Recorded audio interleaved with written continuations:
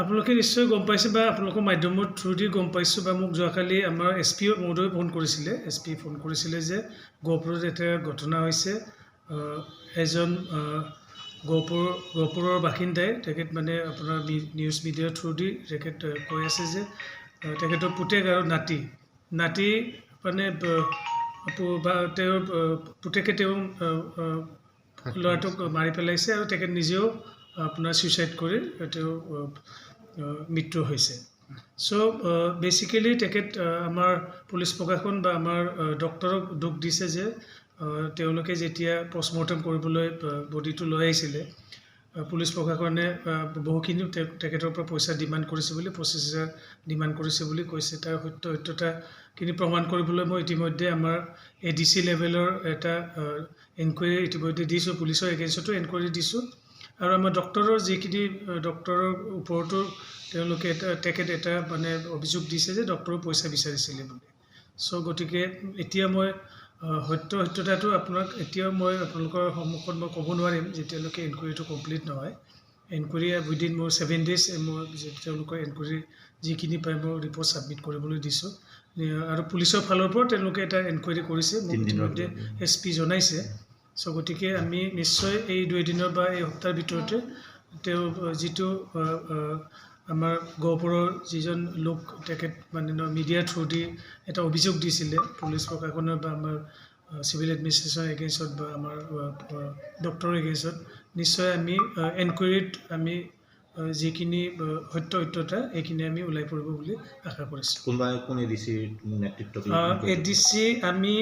তাৰে আমাৰ যিজন ADC ইনচাৰ্জ আমাৰ ডিষ্ট্ৰিক্ট কমিশ্যনাৰ আছে আমাৰ লুকুমণিক দিছোঁ আমি লুকুমণি বৰাক দিছোঁ আমাৰ পুলিচৰ এগেইনষ্টত এনকুৱাৰীটো আৰু ডক্টৰৰ এগেইনষ্টত আমি এছিষ্টেণ্ট কমিশ্যনাৰ পাতিৰ আছে আমাৰ পাতিৰক দিছোঁ দায়িত্ব আৰু উইদিন 1 week বা এসপ্তাহৰ ভিতৰত তেওঁলোকক ৰিপৰ্টখিনি ছাবমিট কৰিবলৈ মই নিৰ্দেশ দিছোঁ গতিকে কথাটো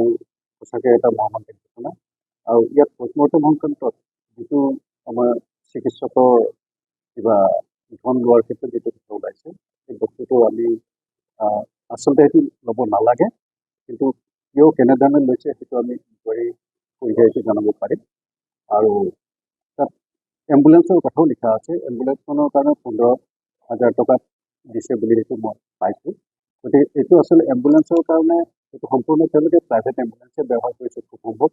আমাৰ ডিপাৰ্টমেণ্টৰ ফালৰ পৰা যদি চাবলৈ যোৱা যায় তেতিয়াহ'লে ডেড বডি কেৰিং ভান হিচাপে আগত গহপুৰত আছিল কিন্তু এটা অচল হিচাপে আছে তথাপি আমাৰ ডিষ্ট্ৰিক্টত এটা হেয়াৰচি ভেন বুলি আছে ডেড বডি কেৰিং কৰিবৰ কাৰণে যিটো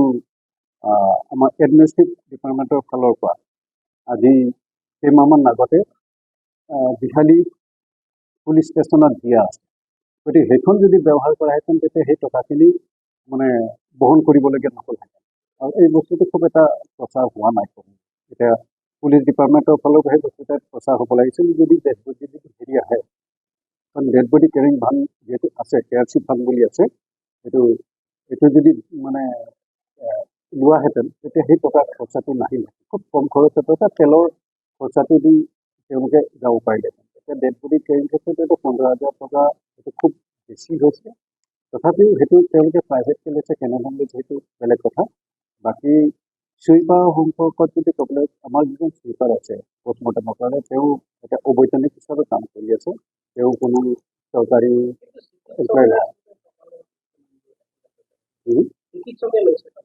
চিকিৎসকক লোৱাৰ কথাটো সেইটো আমি ইনকুৱাৰী কৰিব লাগিব তেওঁ কিয় লৈছে কেনেধৰণে লৈছে যিটো আচলতে ল'ব নালাগে সেইটো পাব্লিকে লোৱাৰ কোনো কথাই নাথাকে আমি এটা গভ ছাৰ্ভিচ হিচাপে আমি ছাৰ্ভিচহে দিব লাগে আৰু এনেকুৱা সময়ত খুব মৰ্মান্তিক কণ্ডিশ্যনততো আমাৰ সেইবোৰতো কোনো প্ৰশ্নই আহিব নালাগে জুবিন গাৰ্গৰ গীতসমূহৰ ওপৰত আধাৰিত গানে কি আনে নামৰ এটা সুন্দৰ অনুষ্ঠান আপোনালোকৰ ওচৰলৈ আহি আছে অতি শীঘ্ৰে অহা 15 আগষ্টৰ পৰা ধেমাজিৰ পৰা প্ৰথম অডিশ্যন আৰম্ভ হ'ব আৰু সেই অডিশ্যনৰ যোগেদি বিভিন্ন কণ্ঠশিল্পীসকলে যিসকলে এই অনুষ্ঠানত যোগদান কৰিব বিচাৰে তেওঁলোকে এই অডিশ্যনৰ যোগেদি আগবাঢ়ি আহক আৰু জুবিন গাৰ্গৰ বহুত ভাল লগা গান আমি সদায় শুনি আহোঁ আৰু আপোনালোকৰ যদি ভাল লগা গান থাকে জুবিন গাৰ্গৰ আপোনালোকে গাই ভাল পায় তেন্তে অডিশ্যনত যোগদান কৰক মোৰ ফালৰ পৰা আন্তৰিক শুভকামনা থাকিল এই সম্পূৰ্ণ অনুষ্ঠানটোলৈ ধন্যবাদ